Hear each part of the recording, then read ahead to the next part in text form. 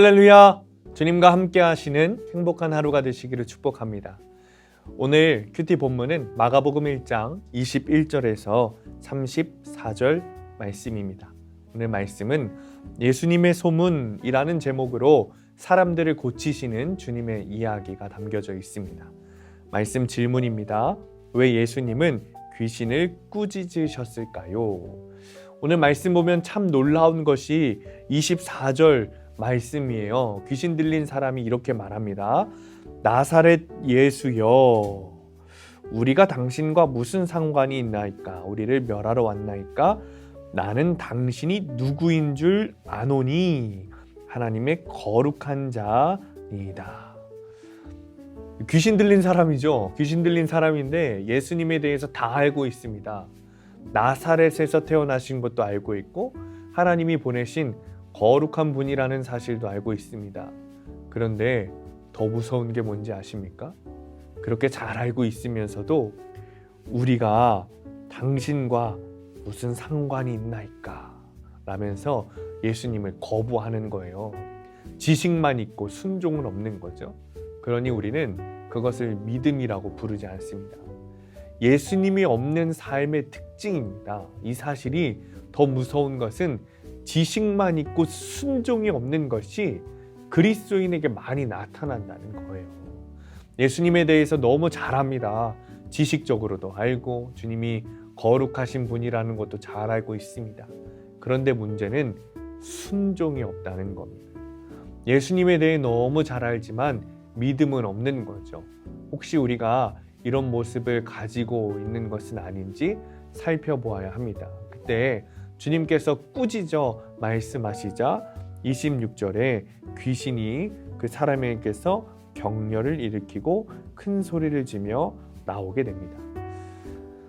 주님께서 귀신에게 꾸짖으신 이유입니다. 그러자 27절에 사람들이 말하기를 더러운 귀신들에게 명한즉 순종하는도다 하더라.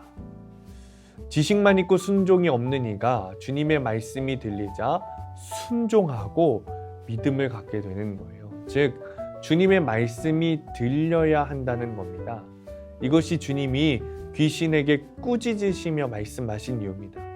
그에게 말씀이 안에 없었기 때문에 순종도 없고 믿음도 없습니다.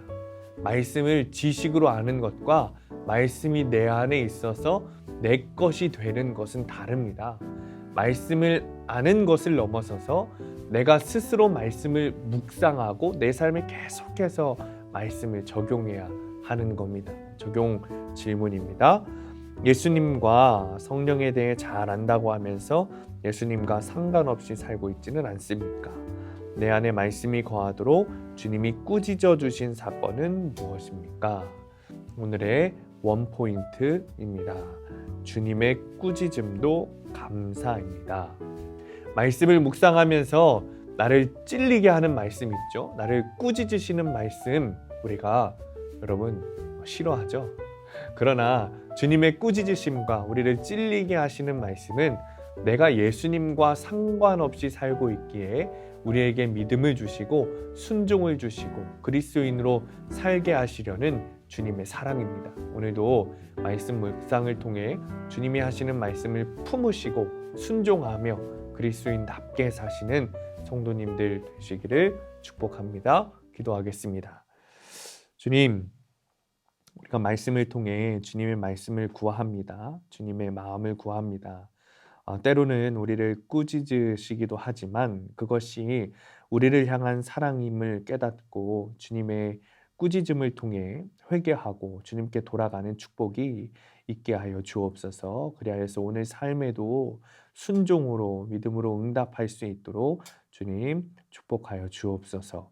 예수님의 이름으로 기도합니다. 아멘.